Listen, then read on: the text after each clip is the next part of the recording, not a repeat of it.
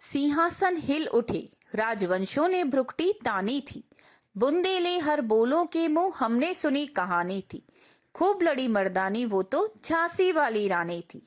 नमस्ते, आदाब, सत श्री अकाल। दोस्तों, फिर आ गई हूँ आपसे मिलने, आपके चैनल में, आपके अंदाज में।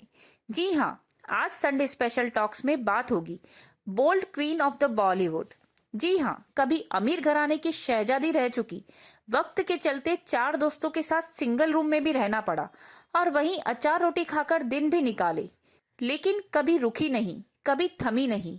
हमारी झांसी की रानी, real life queen of Jhansi, Kangana Ranaut, जो अपने बेबाक स्टेटमेंट्स के लिए जानी जाती है और सुर्खियों में बनी रहती है। उन्हीं बेबाक अभिनेत्री की बातें होंगी आज। जी हाँ दोस्तों, आज हम बात करेंगे कंगना रनौत की, उनके स्ट्रगल्स की, उनकी लाइफ की। दोस्तों, हम सभी की लाइफ एक जैसी ही है, ढेर सारा स्ट्रगल और थोड़ा सा सुकून।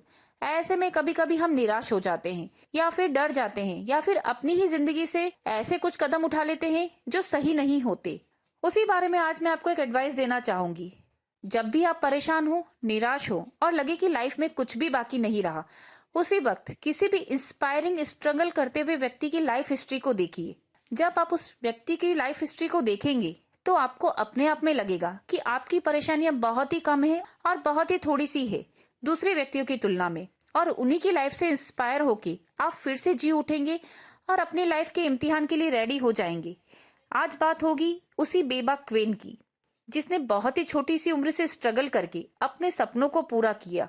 कभी गिरी, कभी संभली और खुद ही आगे बढ़ी अपने दम पे। जी हाँ दोस्तों, कंगना रनौत मात्र 16 साल की उम्र में ही दिल्ली आ गई थी और अपने सपनों को पूरा करने के लिए यहीं से शुरू किया उन्होंने अपना सफर। कंगना का जन्म 23 मार्च 1987 को हिमाचल प्रदेश के छोटे से गांव भामला में हुआ था। उनकी मां का नाम आशा रनौत है, जो कि स्कूल में टीचिंग करती थी। वहीं उनके पिता अमरदीप रनौत एक कंस्ट्रक्शन मटेरियल के बिजनेसमैन हैं।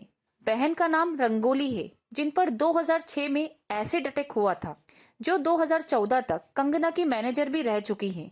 और कंगना का भाई अक्षत एक कमर्शियल पायलट है। कंगना 25 कमरों वाली पुश्तैनी हवेली में अपने परिवार के साथ रहती थी।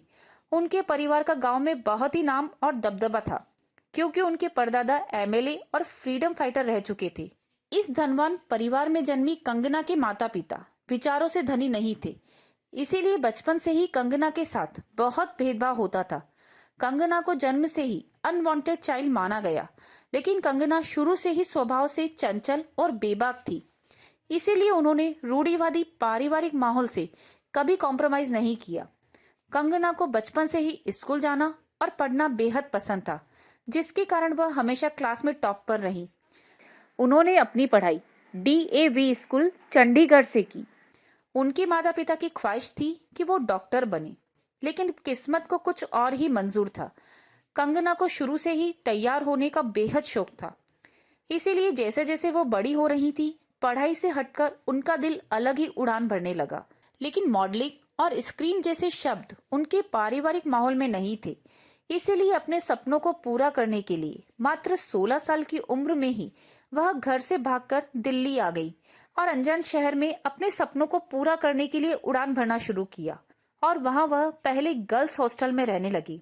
घर की शहजादी ने समझौता करना सीख लिया था और फिर कंगना ने सबसे पहले एलाइट मॉडलिंग एजेंसी में दाखिला लिया। लेकिन धीरे धीरे उन्हें महसूस हुआ मॉडलिंग में कोई कैरियर खास नहीं है, इसीलिए उन्होंने स्मिता थिएटर ग्रुप को ज्वाइन किया। उसके बाद अभिनय स्किल को और निखारने के लिए आशा चंद्रा स्कूल को ज्वाइन किया। दोस्तों, ख्वाहिशें भले ही छोटी हो, लेकिन उन्हें पूरा करने के लिए दिल जिद्दी होना चाहिए। ऐसे ही बेबाक और जिद्दी नेचर की थी कंगना रनौत। कंगना अपने खर्चों को निकालने के लिए फैशन शो भी किया करती थी, इसीलिए उन्हें मुंबई आना जाना लगा रहता था। एक बार जब वो फैशन शो के लिए मुंबई आई, वहीं अनुराग बासु ने उन्हें देखा और उनसे मिले। उस वक्त अनुराग गैंगस्टर फिल्म को बनाने जा रहे थे। उसी वक्त उनकी नजर कंगना पर पड़ी और वो कंगना के लुक्स से काफी ज्यादा इम्प्रेस हुए और इसी तरह उन्हें गैंगस्टर फिल्म मिली और साल 2006 में रिलीज हुई गैंगस्टर फिल्म। इस फिल्म में लोगों ने कंगना की एक्टिंग को काफी पसंद किया और उन्हें इस फिल्म के लिए काफी अवार्ड्स भी मिले।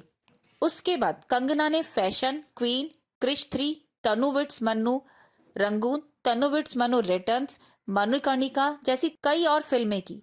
साथ ही में उन्होंने परवीन बॉबी की लाइफ बेस्ड वो लम्हे फिल्म भी की। हालांकि ये फिल्म बहुत ज्यादा चली नहीं, लेकिन इसमें कंगना की एक्टिंग को काफी सराहा गया। दोस्तों, कंगना के जीवन की सबसे बेहतरीन फिल्म रही क्वीन। जी हाँ दोस्तों, जिसने भी यह फिल्म देखी वो उनके अभिनय का कायल हो गया और तभी से कंगना को बॉलीवुड की क्वीन बोला जाने लगा। कंगना को फिल्म क्वीन के लिए बेस्ट एक्ट्रेस के और फिल्म फेयर अवार्ड्स भी मिले हैं।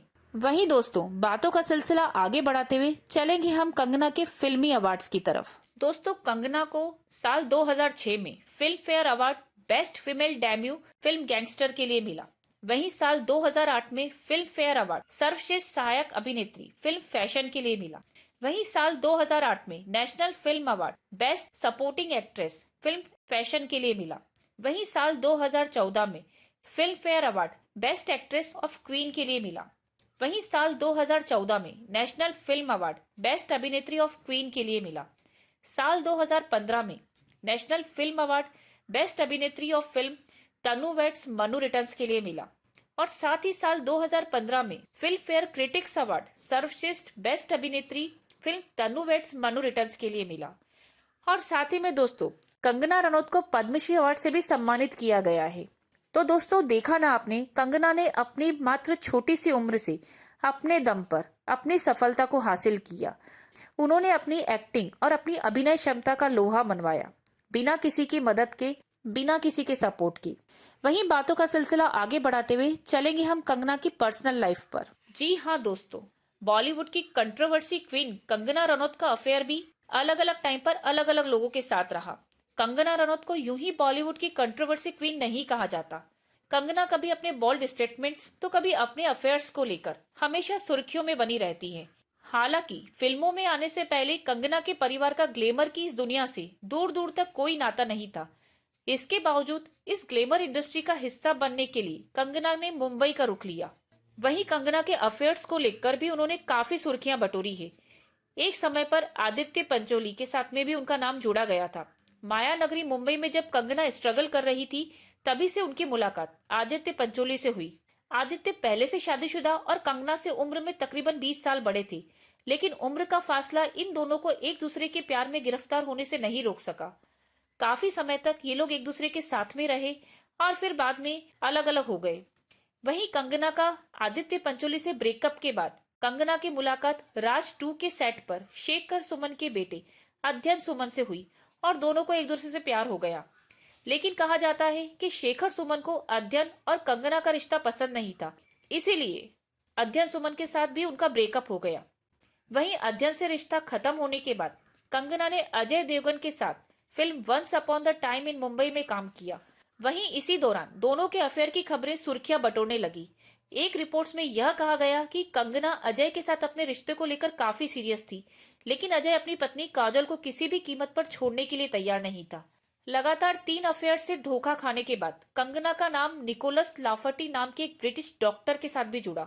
हालांकि यह लॉन्ग डिस्टेंस रिलेशनशिप भी चंद दिनों का मेहमान ही बनी रही। बाद में ऋतिक रोशन अपनी पत्नी सुजैन से तलाक लेने का इंतजार कर रहे थे। उसी दौरान कंगना के साथ उनके रिलेशनशिप की खबरों ने सबको हैरत में डाल दिया। कंगना ने सरेआम इस बात को कबूल किया था कि ऋतिक के साथ उनका अफेयर है, लेकिन ऋतिक ने इससे साफ इनकार कर दिया। उसके बाद कंगना ने ऋतिक पर कई तरह के आरोप लगाए और उनकी जिंदगी की सबसे बड़ी कंट्रोवर्सी बन गई। दोस्तों, कंगना किसी न किसी वजह से हमेशा अपने स्टेटमेंट्स को लेकर सुर्खियों में बनी रहती है और हाल ही में अभी वो नेपोटिज्म के मुद्दे को लेकर भी काफी बेबाक स्टेटमेंट्स दे रही हैं। दोस्तों, कंगना ने अपने फिल्मी सफर में 30 से भी ज्यादा फिल्में दी हैं। वहीं कंगना अब पंगा में दिखने वाली है। साथ ही में थलाईवी और धाकड़ में भी कंगना नजर आएगी। कंगना अपनी हर फिल्म के लिए 14 करोड़ रुपए लेती है। साथ ही में दोस्तों, कंगना ने फिल्म क्वीन के डायलॉग्स भी खुद ही लिखे थे और वो डायरेक्शन का भी काम कर चुकी हैं। और वहीं बात की जाए तो वो आमिर खान से भी काफी ज्यादा इंस्पायर्ड है। तो दोस्तों, ये तो थी कंगना की बातें, कंगना की लाइफ जर्नी की बातें, उनके स्ट्रगल की बातें। दोस्तों, सिचुएशंस कैसी भी हो, कितनी भी टफ क्यों ना हो, उससे डरो मत, डट कर मुकाबला करो। एक दिन परिस्थितियां खुद आपके फेवर में हो जाएगी। बातों का सिलसिला यहीं समाप्त करते हुए अब आपसे विदा लेना चाहूंगी। आज हमने संडे स्पेशल टॉक्स में बात की बॉलीवुड क्वीन कंगना रनौत के बारे में। आपको वीडियो कैसा लगा? वीडियो को लाइक और शेयर जरूर कीजिए और चैनल को भी सब्सक्राइब करना ना भूलें। जल्दी ही फिर मिलूंगी आपसे, आप, मैं और हमारे बॉलीवुड सितारे। Bollywood snapshots by Divya Dutta.